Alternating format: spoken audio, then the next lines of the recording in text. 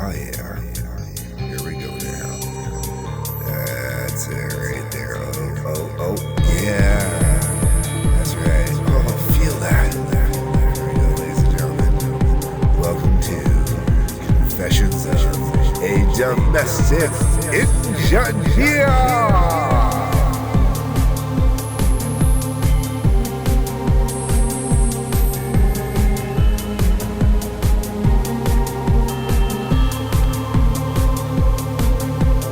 Hi everyone, my name is Christian Eschbach, and welcome to another episode of Confessions of a Domestic Engineer. I'm kind of doing, I hate to say it, kind of a soft reboot Confessions of a Domestic Engineer here a little bit. I highly recommend you go back, you watch the old episodes. For those that are just coming in now and don't want to go back and watch the old episodes, I am the domestic engineer in my partnership. My significant other, Tracy, she is the one that has the quality office job, etc., etc., etc. And I'm in a position where I take care of the house and generally work part-time jobs to help supplement myself for a little bit of income so I don't seem like a scrub or a freeloading douche. Because we live in a society where, you know, even me doing that makes people think I'm a scrub or a freeloading douche. But the reason I started Confessions of a Domestic Engineer was to kind of dispel that myth. Because the reality is, I do the cooking. I cook 5 nights a week for dinner, for sure. I mean, typically we're both only home for dinner. I have to feed myself during the day, but... and Tracy does make sandwiches, but she makes her own sandwiches for work. Once in a while she makes me a sandwich, and it's nice. No, okay, so anyways, that's all jokes aside there. What I'm trying to get at is Tracy has the job, I take care of the house. But I don't just do all the traditional, we're going to call it wifey stuff. Alright?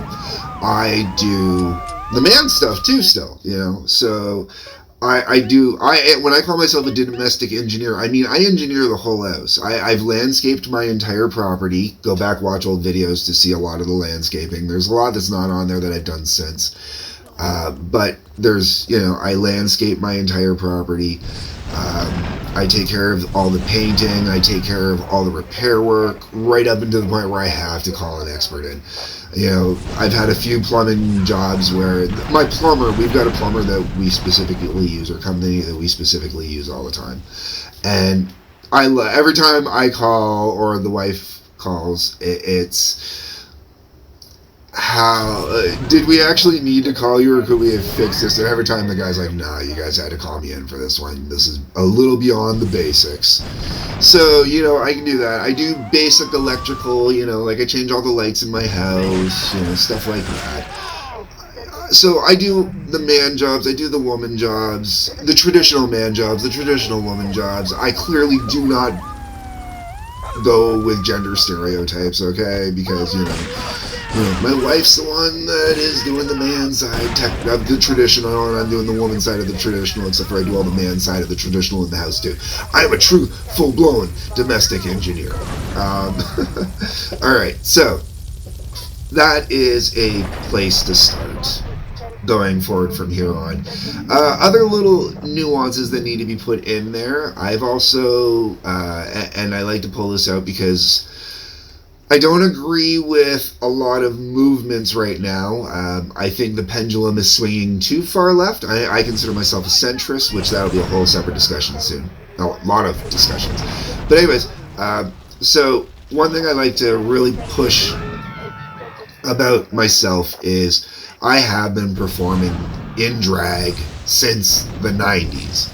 But I do not perform in drag as... the most drag I get, the most crazy over the top I get, is when I do perform Sweet Transvestite from the Rocky Horror Picture Show. When I do that, I do full makeup, I shave my face, I get the full lingerie gear. I got my own version of the lingerie I wear, so stuff is, you know, properly tucked and nicely not, you know, hanging out or anything like that. You got to go with what works for you, right? But anyways, I still wear a corset. It's just my bottom is a little more covering than wearing a bikini cut or wearing a brief cut. I do more of a boy short cut. It's still women's boy shorts that I wear when I do it. But yes, that's what I do. But that is the most classically drag I go. When I did a lot of my drag performances, it was seriously more of a classic transvestite, a man who enjoys wearing women's clothing. And I'm going to be completely honest. Yeah, I am a transvestite. I enjoy wearing women's clothing. It's fun. I don't wear it around the house. I don't do it. And most of my joy, honestly, in wearing dresses, skirts, like wraps. I love wearing a wrap, man. Not a dress, not a skirt. Kilts are cool. Wraps, though, in particular, I can't remember the name of the one I like to sport at the moment. But absolutely, there's nothing wrong. Nothing says a man has to wear pants, okay? That's where I'm going with that. So that's kind of how I feel. When I wear women's clothing and perform that way, I do it in a humorous way. And I'll be the first one to say that, I do it in a way where I'm... Like, when I first started doing drag in high school, drama class, we were doing a quote-unquote Jerry Springer show. And in that class, there were a lot of girls that used me as a makeup practice doll. And, and I didn't mind, but I had, like, a bunch of girls doing makeup on my face with boobies up in my face. I am a very straight man. I might talk a lot of shit, but I at the core... I'm a very, very straight white man, and I've fucked around enough and experimented enough to know I'm a very straight white man, so, there's no argument on it. I know what I am, and I've done enough to figure out that I know what I am.